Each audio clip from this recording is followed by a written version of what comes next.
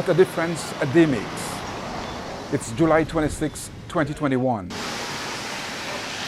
With the battle scars of a hard-fought election campaign somewhat evident, Rocket, who working with you?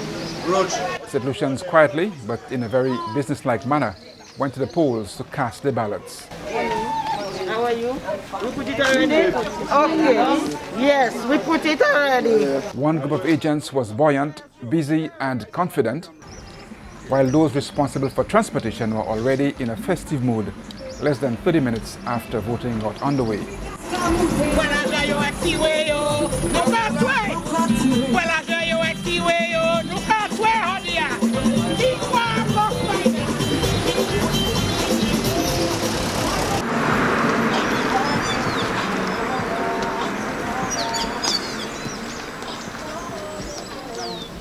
Well-known Labour Party supporter and multiple Calypso king, the invader had just exercised his right as a citizen. Pleasant good morning to all St. Lucians. It is indeed a proud moment for us today, the 26th of July. It has been written, it has been done. This is the democratic right of every St. Lucian to be sure that you decide the destiny of your country. I have done it. And I am very, very proud of it this morning. Please go out there and vote. Blessed love. Even as you stand there behind you, there's a line waiting to vote. What do you think? Yes, I've been here from 5 this morning to ensure that I would be the first on the line, but I was the second. What was really gratifying is the fact that there was a young gentleman before me. And we must say that the movement with the youth, as you can see, the young people, that's what matters. That's what matters, and it has been done. How do you feel participating in this exercise today? Oh my goodness, I feel relieved.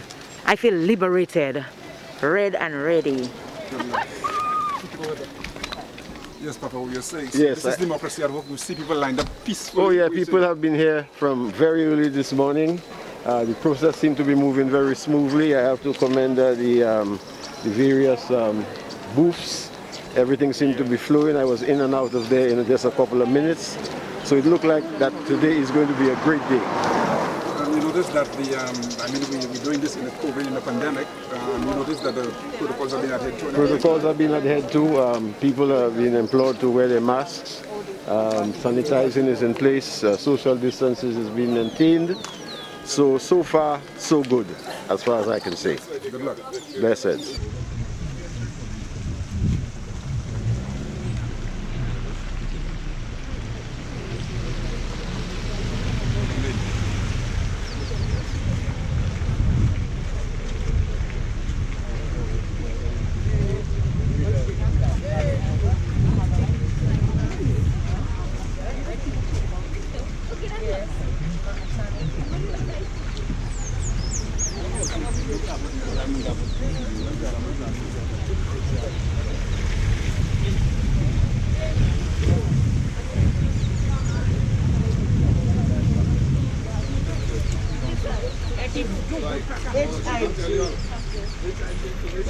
There was obviously an early morning rush in the north and elsewhere around St. Lucia.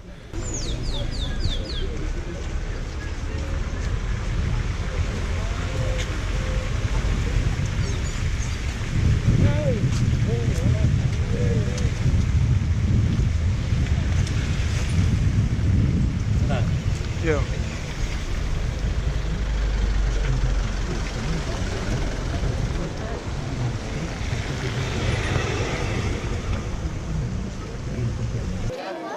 People were getting out the vote, making special efforts to ensure the elderly got to cast their ballots as well.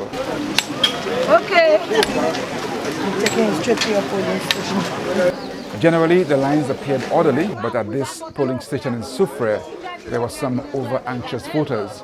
The COVID-19 protocols would have to wait.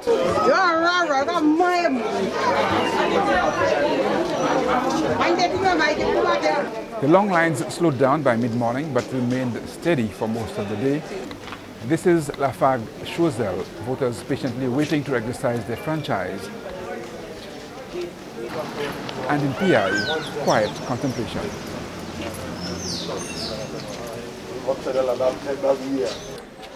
Early election observers were traversing the length and breadth of St. Lucia. At the end of the day, they were pleased with the conduct of the polls. On election day, we were present here in St. Lucia's 17 constituencies and observed the process from the opening of the polling stations to the tallying and transmission of preliminary results. Members of the mission visited 227 polling stations in 64 polling divisions during the day and reported that the process was conducted in a well-organized and peaceful manner. This quiet exercise of democracy was a far cry from what prevailed just a few days before. And this is Castries. We've got folks from all over Castries, hundreds of them from Castries. All over. Jubilant campaigners excited about the candidates and extremely confident of victory.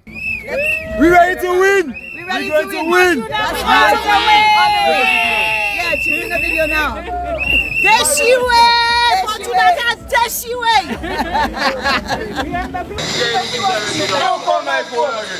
But as the polls closed and the counting started, a pattern was developing within the first hour of reporting. By 9 p.m., the celebrations were into full swing, and Labour Party supporters in Castries East knew that Philippe Pierre would be the next Prime Minister of St. Lucia. We're looking good. Soon the announcement gonna come for us, but we know we win already. Supporters of the St. Lucia Labour Party took to the streets just hours after the vote count started in what was touted as the most consequential election in the island's 42-year history as an independent state. Congrats. Thank you. And all the best. Philippe J. Pierre, the leader of the SLP, joined his supporters at his Castries East constituency to acknowledge the victory and the significance of the overwhelming mandate he's been given. Mr. Pierre has promised to make unity a key theme of his term as Prime Minister of St. Lucia. A government of inclusion, a government that will listen to people, a government of tolerance, and we hope to take this country out of the mire of division and conflict that exists now. The St. Lucia Labour Party won 13 seats, 7 more than they held previously, including Mico North, an impenetrable United Workers' Party seat with the youngest candidate, Jeremiah Norbert, making history. The SLP scored upsets in Rosalie, with the biggest shock being the defeat of Guy Joseph in Castries Southeast. He was the second most powerful politician in the UWP government. Former Prime Minister Alan Chasney conceded and congratulated Prime Minister-elect Philippe J. Pierre in a post on social media. It was a bruising defeat for Mr. Chasney, who lost 9 seats, giving the SLP a comfortable margin. 2 independents, Richard Frederick in Castries Central and former Prime Minister Stephenson King, who both fell out with the United Workers' Party, won with comfortable margins. So this is the new political map. The Labour Party has 13 seats, the UWP 2, and the Independents have 2 seats in Parliament.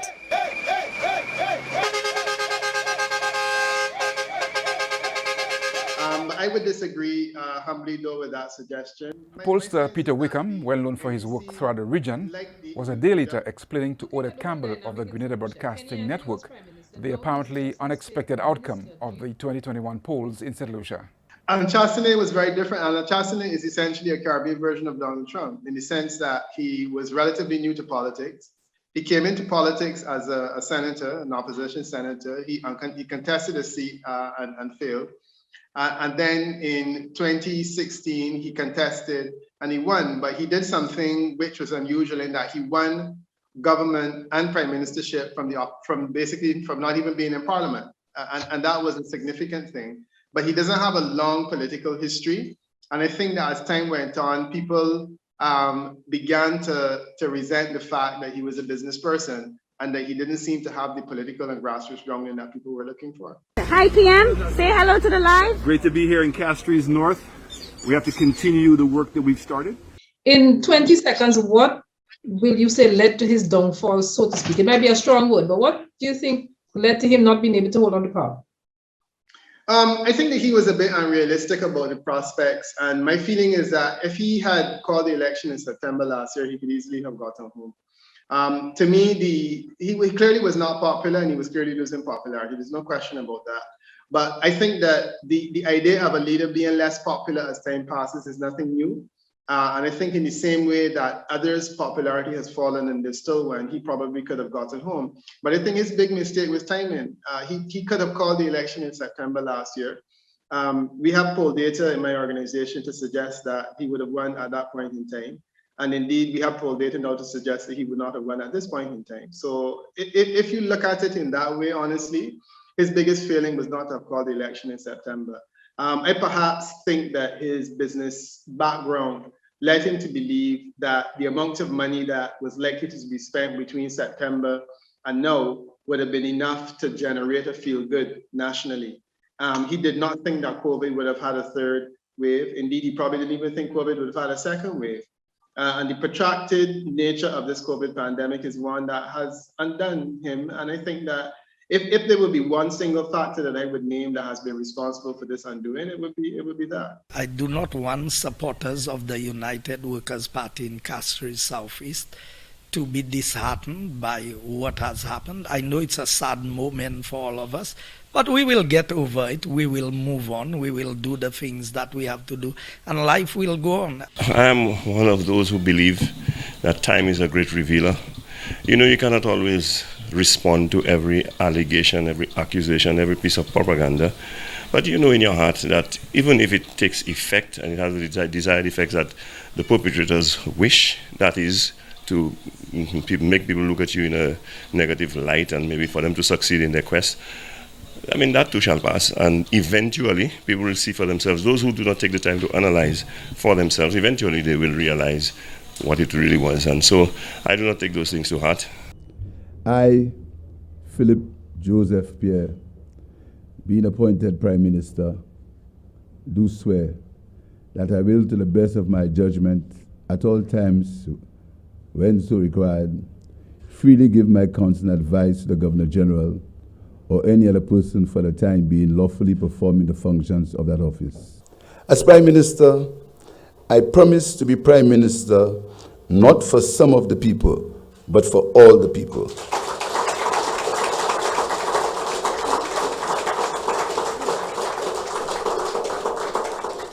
Mr. Philip J. Pierre is now the Prime Minister of St. Lucia for the next 5 years.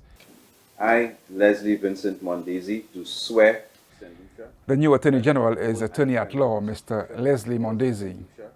And that I will conscientiously and impartially discharge my responsibilities to the people of St. Lucia. So help me God. The Cabinet of Ministers will be presented on August 5th, and this will certainly be the most anticipated announcement in Mr. Pierre's first 2 weeks in office. Now for some assignments and requests for perspectives, some issues we are hoping to discuss in future episodes. We'd like to hear from you as well on this. First, how do we measure the progress of a new government? And we're hoping that whatever mechanism used will take into consideration the tangible impact of the quality of life of voters, not just contractors and consultants.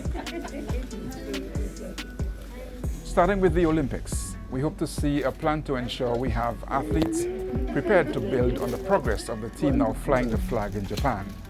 We want ideas on how this could be done and what sources of funding will be available. Secondly, and as we mentioned in our first program, food security. We need a plan and a commitment on how we are going to reduce the huge $375 million food import bill. We're hoping the Minister for Agriculture in the first 2 years can report that it's down to $350 million. Thirdly, health. It cannot be about just who is going to finish St. Jude Hospital. We need tangible results like a serious reduction in cases of diabetes and hypertension, and a reduction or reduced reliance on dialysis machines, and less amputations. Benchmark the figures now and let's compare 5 years from now. This is what the new Minister of Health should get a pass mark on, not just finishing St. Jude, but reporting on a healthier nation. Fourth, Mr. Pierre with his 2/3 majority should consider a set date for elections, and we are hoping he can make that announcement within the first 100 days, so we can safely say elections will be in late July or early August 2026. There is something a bit concerning about the Prime Minister, no matter how popular or unpopular, calling an election early because of the possibility of losing at the end of a full term. Mr. Chasney had that option. My feeling is that if he had called the election in September last year, he could easily have gotten home. To me, he clearly was not popular and he was clearly losing popularity. There's no question about that. I would say that Gaston Brown was the most astute of all of them because he chose a point in time when the economy was doing well, when the opposition was not prepared, and he secured a second term. And at the time, I thought it unwise. However, now I believe that he has emerged strategically as being one of the most astute. And the creative sector needs a dedicated fund so there will be no more excuses for funding cultural events, which the record shows now attracts more visitors than the Jazz Festival. And for education, a dedicated fund is also needed for island scholars, so the numbers can be increased from 0 or 1 to at least 10 by year 2, and incrementally after that. We have a levy for desilting the John Compton Dam, we have a levy on imported used vehicles, a gas tax for road construction, and a passenger tax for airport redevelopment. So why not a similar arrangement for educating and empowering the youth and the creative sector through personal development? So here's an idea. Instead of reducing VAT to 10%, as the last Prime Minister was suggesting, why don't we keep it at 12.5% and use that 2.5%, whatever the amount is, $40 or $50 million for scholarships, sports programs, support for coaches, and for the development of the creative industries. That money should be used on advancing people skills, not infrastructure. Let me know your thoughts on the above. Post your comments on facebook.com/St. Lucia First. In our next segment, former Minister Damian Graves speaks with us about the recent elections and the expectations for the new Labour government.